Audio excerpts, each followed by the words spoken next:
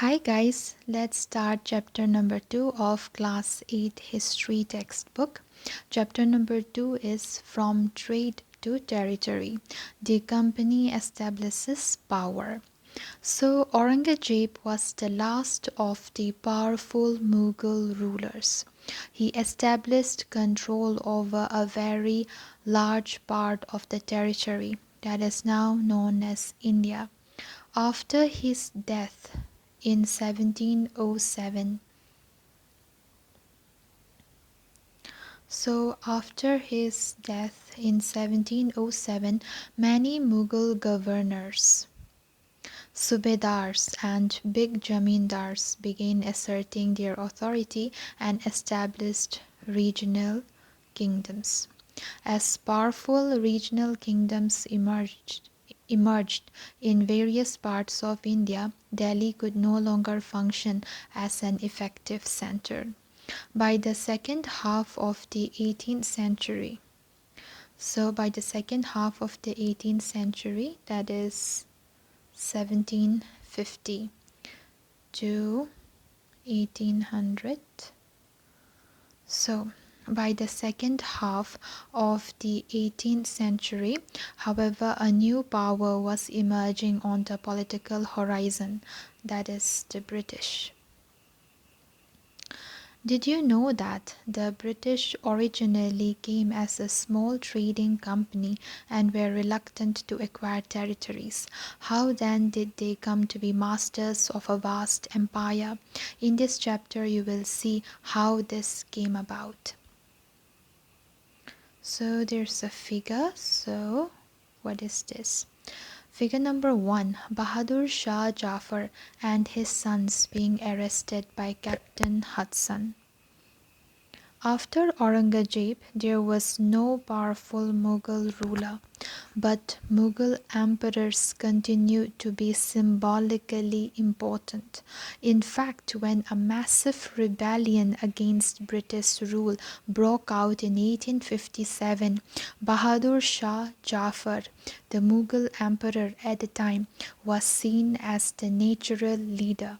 Once the revolt was put down by the company, Bahadur Shah Jafar was forced to leave the kingdom and his sons were shot in cold blood.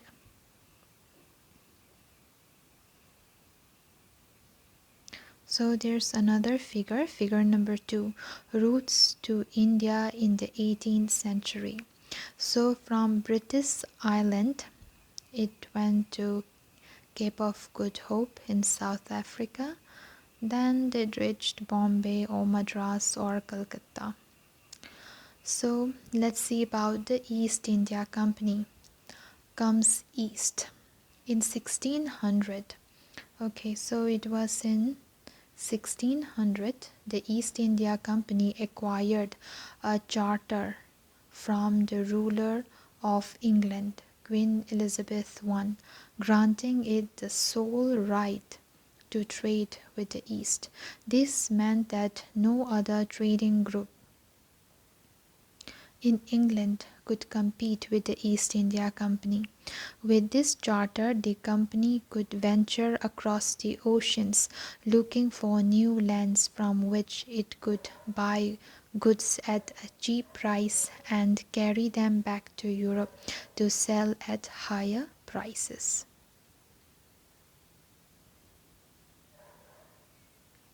The company did not have to fear competition from other English trading companies.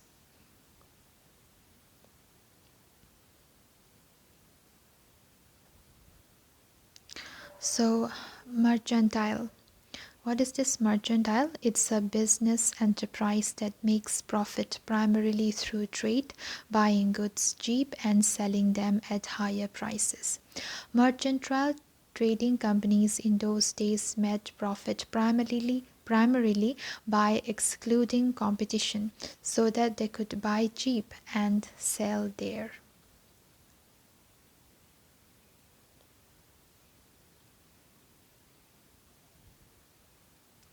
The royal charter, however, could not prevent other European powers from entering the eastern markets. By the time the first English Ships sailed down the west coast of Africa round the Cape of Good Hope and crossed the Indian Ocean. The Portuguese had already established their presence in the western coast of India and had their base in Goa.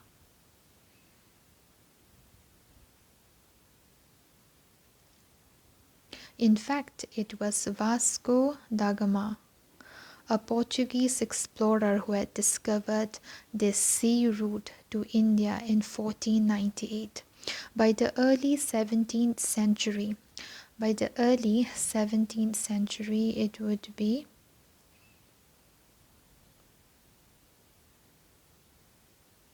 by the early 17th century. The Dutch, too, were exploring the possibilities of trade in the Indian Ocean. So the Dutch also were interested. Soon the French traders arrived on the scene. So Portuguese were interested, and Britishers were interested, and Dutch were also interested, and French were also interested. The problem was that all the companies were interested in buying the same things. The fine qualities of cotton and silk produced in India had a big market in Europe. Pepper, cloves, cardamom, and cinnamon too were in great demand. Competition amongst the European companies inevitably pushed up the prices at which these goods could be purchased, and this reduced the profit that could be earned. The only way the trading companies could flourish was by eliminating rival competitors. The urge to secure markets therefore led to fierce battles between the trading companies. Through the 17th and 18th centuries, they regularly sank each other's ships, blockaded routes, and prevented rival ships from moving with supplies of goods. Trade was carried on with arms, and trading posts were protected through fortification. This effort to fortify settlements and carry on profitable trade also led to intense conflict with local rulers. The company therefore found it difficult to separate trade from politics. Let us see how this happened. The East India Company begins trade in Bengal. The first English factory was set up on the banks of the river Hooghly in 1651. So the first English factory was set up on the banks of the river Hooghly in 1651. This was the base from which the company's traders, known at the time as factors, operated. The factory had a warehouse where goods for export were stored, and it had offices where company officials sat. As trade expanded, the company persuaded merchants and traders to come and settle near the factory. By 1696, it began building a fort round the settlement. 2 years later, it bribed Mughal officials into giving the company jamindari rights over 3 villages. One of these was Kalikatta, which later grew into the city of Calcutta or Kolkata as it is known today. It also persuaded the Mughal Emperor Aurangzeb to issue a farman granting the company the right to trade duty free. So, farman is a royal edict, a royal order. The company tried continuously to press for more concessions and manipulate existing privileges. Aurangzeb's farman, for instance, had granted only the company the right to trade duty free.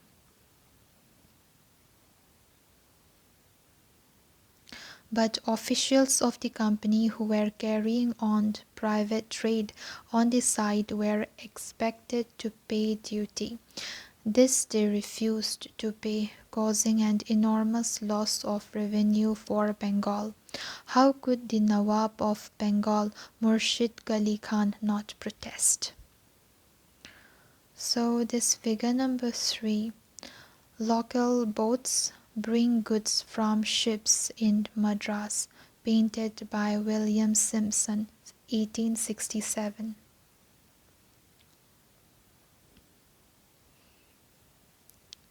So figure number 4 is Robert Clive. How trade led to battles. Through the early 18th century, the conflict between the company and the Nawabs of Bengal intensified. After the death of Aurangzeb, the Bengal Nawabs asserted their power and autonomy as other regional powers were doing at that time. Murshid Ghali Khan was followed by Alivardi Khan, and then Siraj-ud-Daulah as the Nawab of Bengal. Each one of them was a strong ruler. They refused to grant the company concessions, demanded large tributes for the company's right to trade, denied it any right to mint coins, and stopped it from extending its fortifications. Excusing the company of deceit, they claimed that the company was depriving the Bengal government of huge amounts of revenue and undermining the authority of the Nawab. It was refusing to pay taxes, writing disrespectful letters, and trying to humiliate the Nawab and his officials. The company, on its part, declared that the unjust demands of the local officials were ruining the trade of the company, and trade could flourish only if the duties were removed. It was also convinced that to expand trade it had to enlarge its settlements, buy up villages, and rebuild its forts. The conflict led to confrontations and finally culminated in the famous Battle of Plassey. So let's see the Battle of Plassey. When Alivardi Khan died in 1756, Siraj-ud-Daulah became the Nawab of Bengal. The company was worried about his power and keen on a puppet ruler. What is a puppet? Literally a toy that you can move with strings. The term is used disapprovingly to refer to a person who is controlled by someone else. So they want a puppet ruler who would willingly give trade concessions and other privileges. So it tried, though without success, to help one of Siraj-ud-Daulah's rivals become the Nawab. And infuriated Siraj-ud-Daulah asked the company to stop meddling in the political affairs of his dominion, stop fortification, and pay the revenues. After negotiations failed, the Nawab marched with 30,000 soldiers to the English factory at Qasim Bazar, captured the company officials, locked the warehouse, disarmed all Englishmen, and blockaded English ships. Then he marched to Calcutta to establish control over the company's fort there. Did you know? Did you know how Plassey got its name? Plassey is an anglicized pronunciation of Plassey, and the place derived its name from the palash tree known for its beautiful red flowers that yield gulal, the powder used in the festival of Holi. On hearing the news of the fall of Calcutta, company officials in Madras sent forces under the command of Robert Clive, reinforced by naval fleets. Prolonged negotiations with the Nawab followed. Finally, in 1757, Robert Clive led the company's army against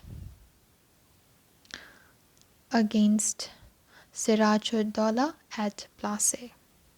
One of the main reasons for the defeat of the Nawab was that the forces led by Mir Zafar, one of Sirajud-Dowlah's commanders, never fought the battle. Clive had managed to secure his support by promising to make him Nawab after crushing Sirajud-Dowlah. The Battle of Plassey became famous because it was the first major victory the company won in India. So this figure number 5, this is the General Courtroom, East India House, Leadenhall Street. The Court of Proprietors of the East India Company had their meetings in the East India House on Leadenhall Street in London. This is a picture of one of their meetings in progress. And so this picture, this is Siraj-ud-Dowlah. The promise of riches. The territorial ambitions of the mercantile East India Company were viewed with distrust and doubt in England. After the Battle of Plassey, Robert Clive wrote to William Pitt, one of principal secretaries of state to the English monarch, on 7 January 1759 from Calcutta. But so large a sovereignty may possibly be an object too extensive for a mercantile company. I flatter myself that there will be little or no difficulty in obtaining the absolute possession of these rich kingdoms. Now I leave you to judge whether an income yearly of 2 million sterling, with the possession of 3 provinces, be an object deserving the public attention.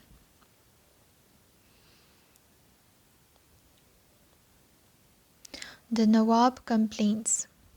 In 1733, the Nawab of Bengal said this about the English traders. When they first came into the country, they petitioned the then government in a humble manner for liberty to purchase a spot of ground to build a factory house upon, which was no sooner granted, but they built a strong fort, surrounded it with a ditch, which has communication with the river, and mounted a great number of guns upon the walls. They have enticed several merchants and others to go and take protection under them, and they collect a revenue which amounts to rupees 100,000. They rob and plunder and carry great number of the king's subjects of both sexes into slavery into their own country. After the defeat at Plassey, Siraj-ud-Dowlah was assassinated. So he was assassinated, and Mir Zafar made the Nawab. The company was still unwilling to take over the responsibility of administration. Its prime objective was expansion of trade. If this could be done without conquest through the help of local rulers who were willing to grant privileges, then territories need not be taken over directly. Soon the company discovered that this was rather difficult, for even the puppet nawabs were not always as helpful as the company wanted them to be. After all, they had to maintain a basic appearance of dignity and sovereignty if they wanted respect from their subjects. What could the company do? When Mir Jafar protested, the company deposed him and installed Mir Qasim in his place. When Mir Qasim complained, he in turn was defeated in a battle fought at Buxar, 1764, driven out of Bengal, and Mir Jafar was reinstalled. The Nawab had to pay rupees 500,000 every month, but the company wanted more money to finance its wars and meet the demands of trade and its other expenses. It wanted more territories and more revenue. By the time Mir Jafar died, in 1765, the mood of the company had changed. Having failed to work with puppet nawabs, Clive declared, "We must indeed become nawabs ourselves." Finally, in 1765, the Mughal emperor appointed the company as the Diwan of the provinces of Bengal. The Diwani allowed the company to use the vast revenue resources of Bengal. This solved a major problem that the company had earlier faced. From the early 18th century, its trade with India had expanded, but it had to buy most of the goods in India with gold and silver imported from Britain. This was because at this time Britain had no goods to sell in India. The outflow of gold from Britain slowed up after the Battle of Plassey and entirely stopped after the assumption of Diwani. Now, revenues from India could finance company expenses. These revenues could be used to purchase cotton, silk textiles in India, maintain company troops, and meet the costs of building the company fort and offices at Calcutta. Company officials become nawabs. What did it mean to be nawabs? It meant, of course, that the company acquired more power and authority. But it also meant something else. Each company servant began to have visions of living like nawabs.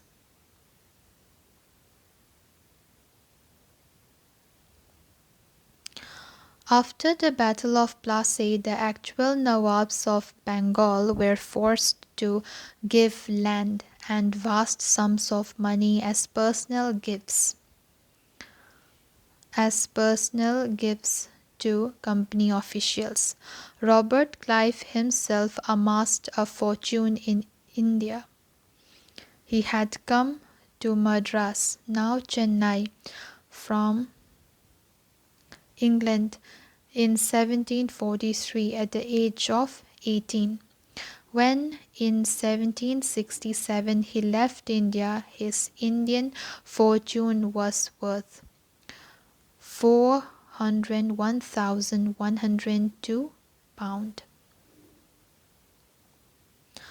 Interestingly, when he was appointed governor of Bengal. In 1764, he was asked to remove corruption in company administration, but he was himself cross-examined in 1772 by the British Parliament, which was suspicious of his vast wealth.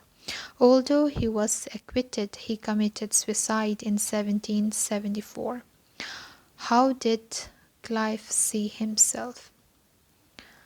At his hearing in front of a committee in Parliament, Clive declared that he had shown admirable restraint after the Battle of Plassey.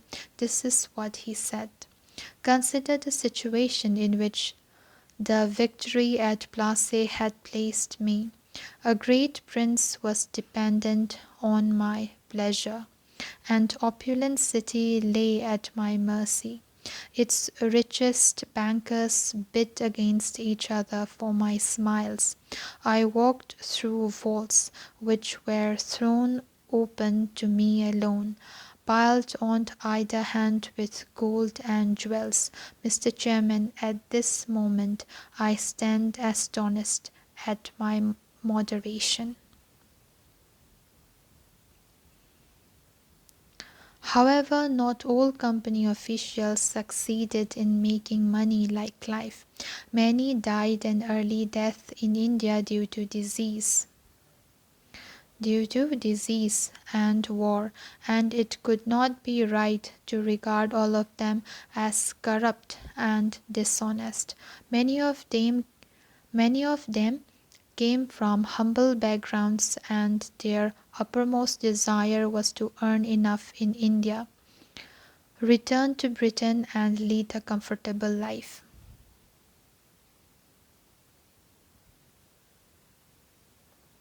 Those who managed to return with wealth led flashy lives and flaunted their riches. They were called nabobs, an anglicized version of the Indian word nawab.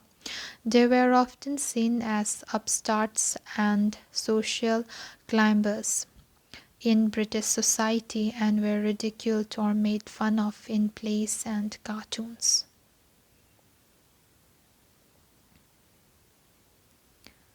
Company rule expands. If we analyze the process of annexation of Indian states by the East India Company from 1757 to 1857, certain key aspects emerged. The company rarely launched a direct military attack on an unknown territory. Instead, it used a variety of political, economic, and diplomatic methods to extend its influence before annexing an Indian kingdom. After the Battle of Buxar in 1764, the company appointed residents in the Indian states. They were political or commercial agents, and their job was to serve and further the interest of the company. Through the residents, the company officials began interfering in the internal affairs of Indian states. They tried to decide who was to be the successor to the throne and who was to be appointed in administrative post. Sometimes the company forced the states into a subsidiary alliance. According to the terms of this alliance, Indian rulers were not allowed to have their independent armed forces. They were to be protected by the company, but had to pay for the subsidiary forces that the company was supposed to maintain for the purpose of this protection. If the Indian rulers failed to make the payment, then part of their territory was taken away as penalty. For example, when Richard Wellesley was Governor-General 1798 to 1805, the Nawab of Awadh was forced to give over half of his territory to the company in 1801 as he failed to pay for the subsidiary forces. Hyderabad was also forced to cede territories on similar grounds. So this is figure number 7. Nawab Sujau Dola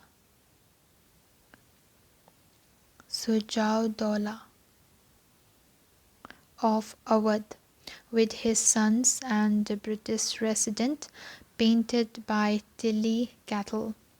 Oil, 1772.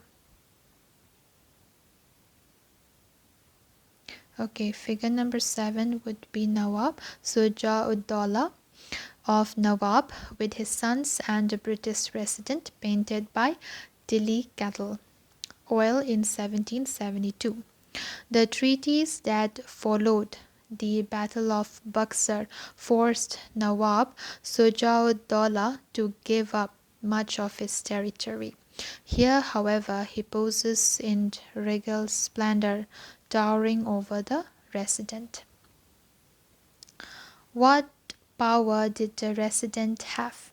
This is what James Mill, the famous economist and political philosopher from Scotland, wrote about the residents appointed by the company. We place a resident who really is king of the country.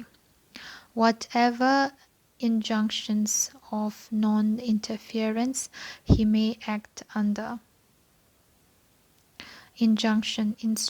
Whatever instruction of non-interference he may act under, as long as the prince acts in perfect subservience. It would be submissiveness, and thus what is agreeable to the residents, that is, to the British government, things go on quietly.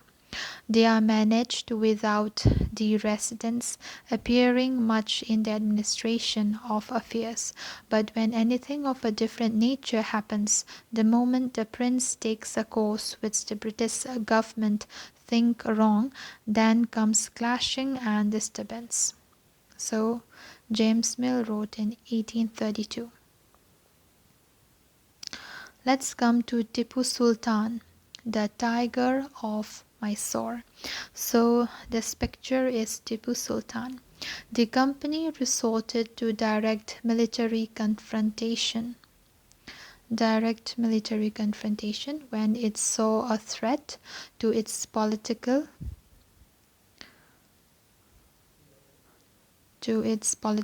or economic interest. This can be illustrated with the case of the southern Indian state of Mysore. Mysore had grown in strength under the leadership of powerful rulers like Hyder Ali. Ruled from 1761 to 1782, and his famous son Tipu Sultan ruled from 1782 to 1799. Mysore controlled the profitable trade of the Malabar coast, where the company purchased pepper and cardamom. In 1785, Tipu Sultan stopped the export of sandalwood, pepper and cardamom through the ports of his kingdom, and this allowed local merchants from trading with the company. He also established a close relation with the French in India and modernized his army with their help. So this figure number 9, Cornwallis receiving the sons of Tipu Sultan as hostages, painted by Daniel Orme, 1793. The company forces were defeated by Hyder Ali and Tipu Sultan in several battles, but in 1792, attacked by the combined forces of the Marathas, the Nizam of Hyderabad, and the company, Tipu was forced to sign a treaty with the British by which two of his sons were taken away as hostages. British painters always liked painting scenes that showed the triumph of British power.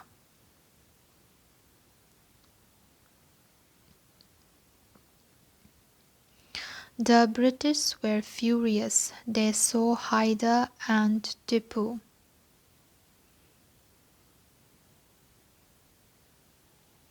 as ambitious, arrogant, and dangerous rulers who had to be controlled and crushed. 4 wars were fought with Mysore, 1767 to 69, 1780 to 84, 1790 to 92, and 1799. Only in the last, the Battle of Seringapatam, did the company ultimately win a victory. Tipu Sultan defending his capital, Seringapatam. Mysore was placed under the former ruling dynasty of Wadiyars, and a subsidiary alliance was imposed on the state. So let's learn about the legend of Tipu. Okay, this figure number 10 is Tipu's toy tiger. This is the picture of a big mechanical toy that Tipu possessed. You can see a tiger mauling a European soldier. When its handle was turned, the toy tiger roared and the soldiers shrieked.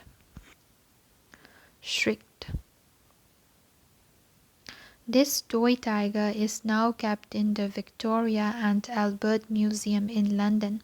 The British took it away when Tipu Sultan died defending his capital, Seringapatam, on 4th May 1799. Kings are often surrounded by legend and their power glorified through folklore. Here is the legend about Tipu Sultan who became the ruler.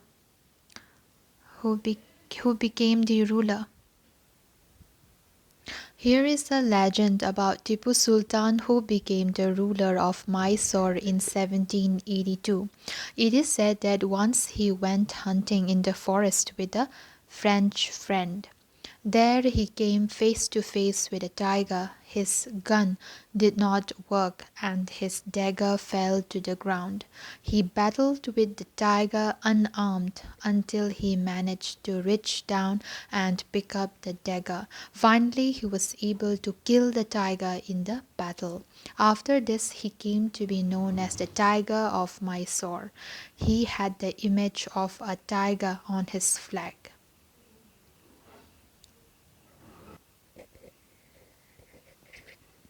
War with the Marathas.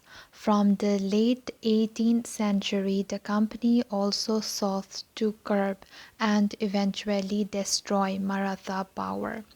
With their defeat in the Third Battle of Panipat in 1769, the Marathas' dream of ruling from Delhi was scattered. They were divided into many states under different chiefs, Sardars belonging to dynasties such as Sindhya, Holkar, Gaekwad, and Bhonsle. These chiefs were held together in a confederacy under a Peshwa, principal minister, who became its effective military and administrative head based in Pune. Mahadji Sindhya and Nana Fadnis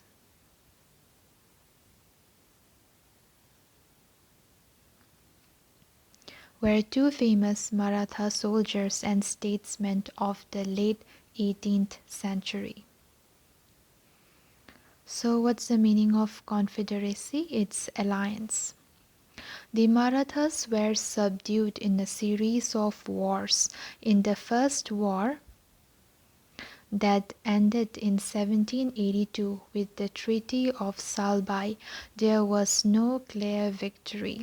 The Second Anglo-Maratha War from 1803 to 05 was fought on different fronts, resulting in the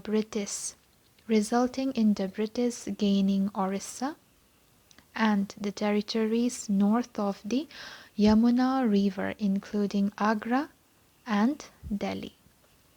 Finally, the Third Anglo-Maratha War of 1817 to 19 crushed Maratha power. The Peshwa was removed and sent away to Bithur near Kanpur with a pension. The company now had complete control over the territory south of the Vindhyas. So this picture, number 11, this is Lord Hastings. And this figure number 12 is the statue of the Queen of Kittur, Karnataka. The claim to paramountcy. It is clear from the above that from the early 19th century, that is from the 1800s, the company pursued an aggressive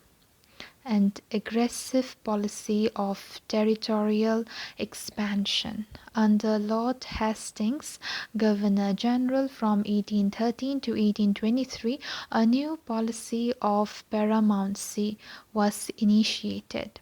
Now the company claimed that its territory was paramount to supreme. Now the company claimed that its authority. Now the company claimed that its authority was paramount or supreme, hence its power was greater than that of Indian states. In order to protect its interests, it was justified in annexing or threatening to annex any Indian kingdom. This view continued to guide later British policies as well.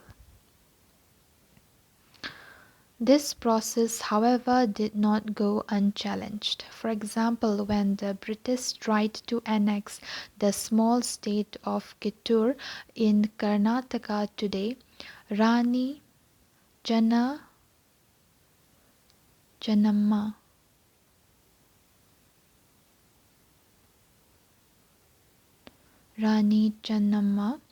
took to arms and led an anti-British resistance movement. She was arrested in 1824. She was arrested in 1824 and died in prison in 1829. But Rayanna, a poor chowkidar of Sangali in Kittur, carried on the resistance. With popular support, he destroyed many British camps and records. He was caught and hanged by the British in 1830. You will read more about several cases of resistance later in the book.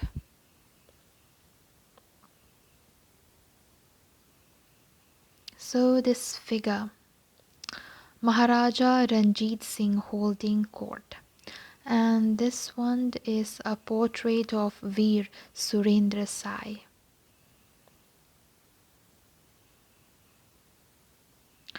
So in the late 1830s, the East India Company became worried about Russia. It imagined that Russia might expand across Asia and enter India from northwest.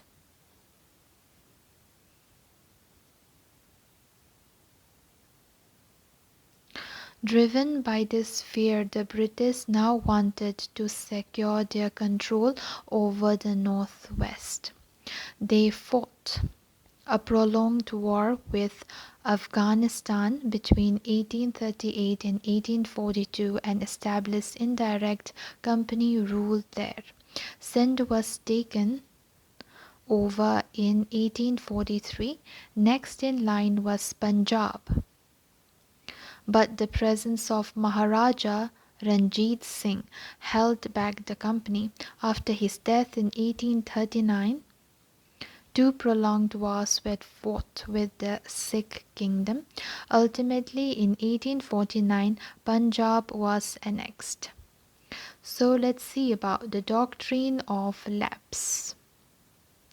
The final wave of annexation occurred under Lord Dalhousie. So it occurred under Lord Dalhousie, who was the Governor General from 1848 to 1859. He devised a policy that came to be known as the Doctrine of Lapse. So the Doctrine of Lapse was a policy by Lord Lord Dalhousie. The doctrine declared that if an Indian ruler, according to this policy, if an Indian ruler died without a male heir, his kingdom would lapse, that is, become part of company territory. One kingdom after another was annexed simply by applying this doctrine. So we have Satara 1848, Sambalpur 1850, Udaipur 1852, Nagpur 1853 and Jhansi 1854. Finally, in 1856, the company also took over Awadh.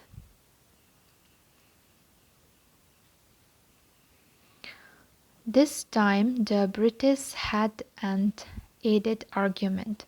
They said they were obliged by duty to take over Awadh in order to free the people from the misgovernment of the Nawab. Enraged by the humiliating way in which the Nawab was deposed, the people of Awadh joined the great revolt that broke out in 1857.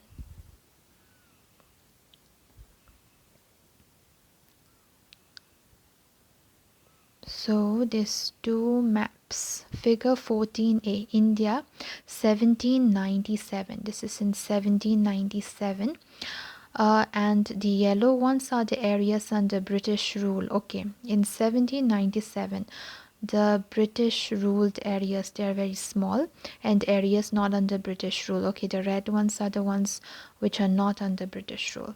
Then in figure 14b, this is India in 1840, and in here the yellow part is under British rule. So many areas are there under British rule, and the red ones are the areas which are not under British rule. Okay, and this is in areas under British rule. So many of them are there now. India in 1857. Okay, so figure 11 ABC, expansion of British territorial power in India. Look at these maps along with a present day political map of India. In each of these maps, try and identify the different parts of India that were not under British rule.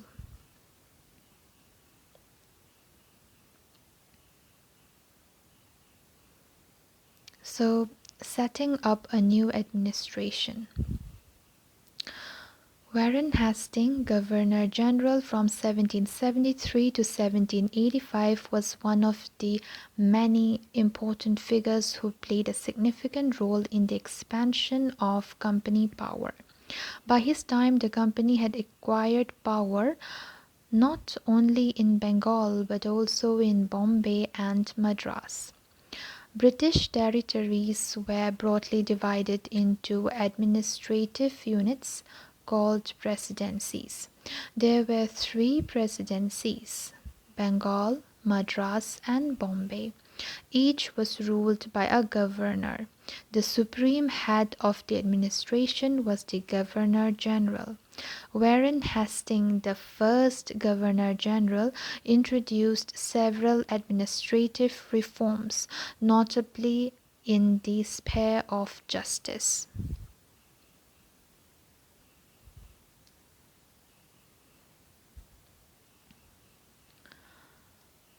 Okay, then from 1772 a new system of justice was established.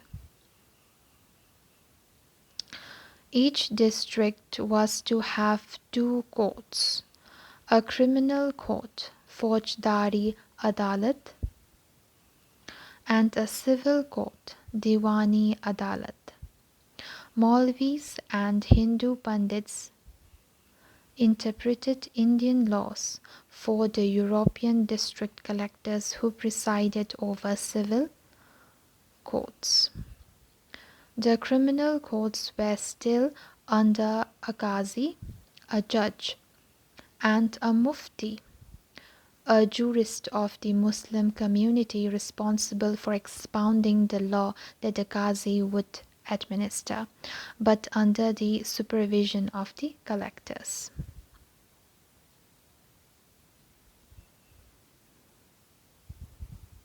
So this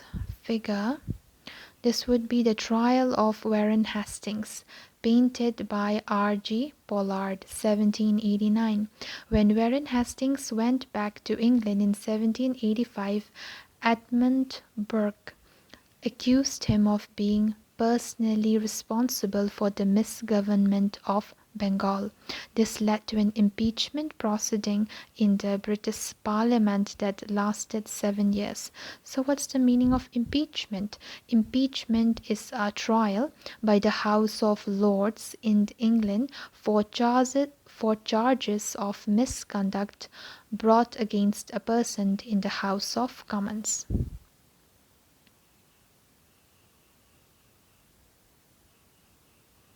Then we have some source. So, I impeach the common enemy and oppressor of all. Here is a passage from Edmund Burke's eloquent opening speech during the impeachment of Warren Hastings. I impeach him in the name of the people of India, whose rights he has trodden under his foot, and whose country he has turned into a desert. Lastly, in the name of human nature itself, in the name of both the sexes, in the name of every age, in the name of every rank, I impeach the common enemy and oppressor of all. A major problem was that the Brahmin Pandits gave different interpretations of local laws based on different schools of the Dharmasastra.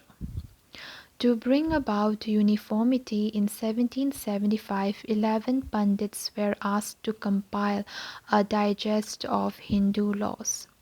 N.B. Halhed translated this digest into English.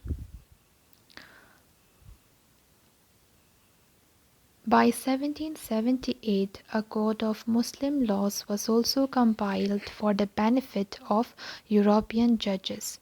Under the Regulating Act of 1773, a new Supreme Court was established, while a Court of Appeal, the Sadar Nizamat Adalat, was also set up at Calcutta. The principal figure in an Indian district was the collector. As the title suggests, his main job was to collect revenue and taxes and maintain law and order in his district with the help of judges, police officers, and darogas. His office, the collectorate, became the new center of power and patronage that steadily replaced previous holders of authority. So the company army, let's learn about them. Oh, let's know what is this Dharma Sastras. Dharma Sastras, they are Sanskrit texts prescribing social rules and codes of behavior composed from 500 BCE onwards. So the company army. Colonial rule in India brought in some new ideas of administration and reform, but its power rested on its military strength. The Mughal army was mainly composed of cavalry, sawars, trained soldiers on horsebacks, and infantry, that is, paddle foot soldiers. They were given training in archery, tir andazi, and the use of the sword. The cavalry dominated the army, and the Mughal state did not feel the need to have a large, professionally trained infantry. The rural areas had a large number of armed peasants, and local jamindars often supplied the Mughals with paddle soldiers. A change, a change occurred in the 18th century when Mughal successor states like Awadh and Banaras started recruiting peasants into their armies and training them as professional soldiers.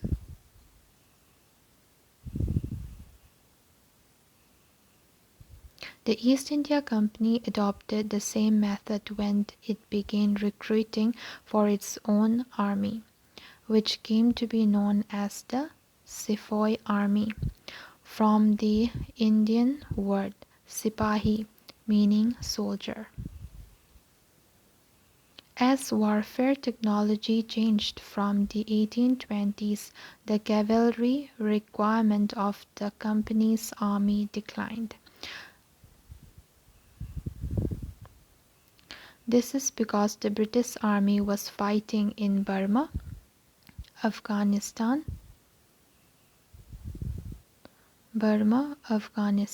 and Egypt, where soldiers were armed with muskets, a heavy gun used by infantry soldiers, and matchlocks, an early type of gun in which the powder was ignited by a match.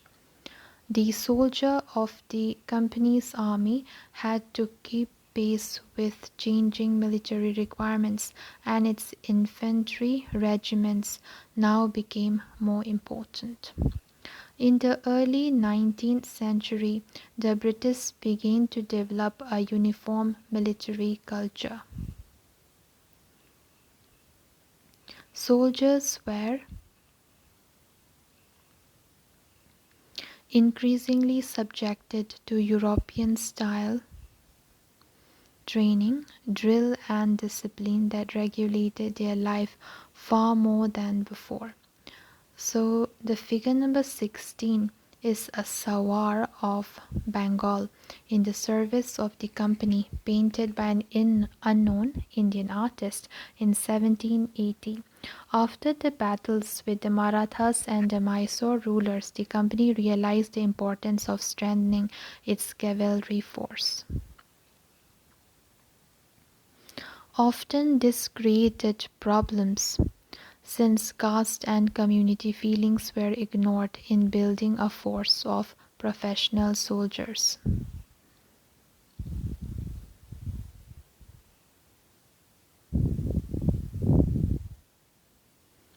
Could individuals so easily give up their caste and religious feelings? Could they see themselves only as soldiers and not as members of communities? What did the sepoys feel? How did they react to the changes in their lives and their identity? That is, their sense of who they were. The revolt of 1857 gives us a glimpse into the world of the sepoys. You will read about this revolt in chapter 5. So the conclusion, thus the East India Company was transformed from a trading company to a territorial colonial power. The arrival of new steam technology in the early 19th century also aided this process. Till then, it would take anywhere between 6 and 8 months to travel to India by sea. Steamships reduced the journey time to 3 weeks, enabling more Britishers and their family to come to a far-off country like India. By 1857, the company came to exercise direct control over about 63% of the territory and 78% of the population of the Indian subcontinent. Combined with its indirect influence on the remaining territory, the population of the country, the East India Company had virtually the whole of India under its control.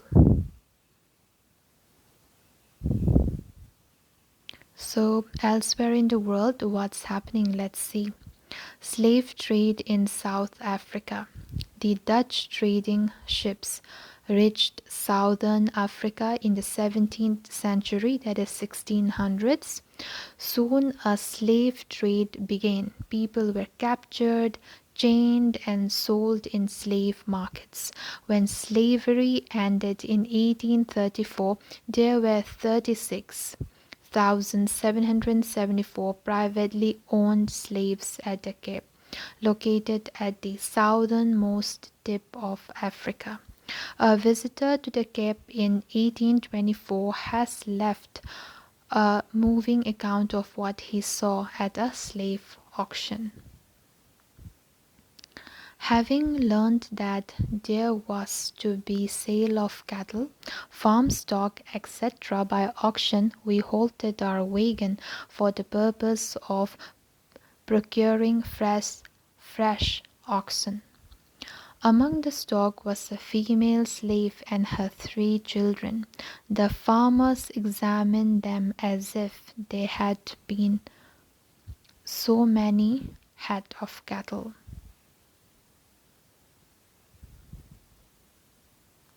They were sold separately and to different purchasers. The tears, the anxiety, the anguish of the mother while she cast heartrending look upon her children, and the simplicity and touching sorrow of the poor young ones while they clung to their distracted parent, contrasted with the marked insensitivity and jocular countenances of the spectators.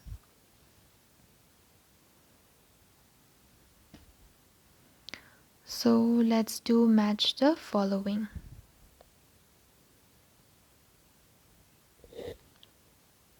So Diwani, right to collect land revenue.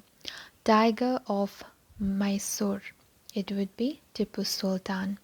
Faujdari Adalat, Criminal Court. Rani Channamma, it would be led an anti-British movement in Kittur. Then Sipahi, it would be Sepoy. Then fill in the blanks. The British conquest of Bengal began with the Battle of Plassey. Number B, Hyder Ali and Tipu Sultan were the rulers of Mysore. Then Dalhousie implemented the Doctrine of Lapse. Maratha kingdoms were located mainly in the southwestern part of India. Then let's do true or false. Number A, the Mughal Empire became stronger in the 18th century. It would be false. They declined. Number B, the English East India Company was the only European company that traded with India. It's false. First came Portuguese. Then after that, so many other European companies also came from Dutch, French, etc. Then Maharaja Ranjit Singh was the ruler of Punjab. It's true. The British did not introduce administrative changes in the territories they conquered. It's false. They introduced changes. Okay, so that's all, guys. See you in my next video. Bye.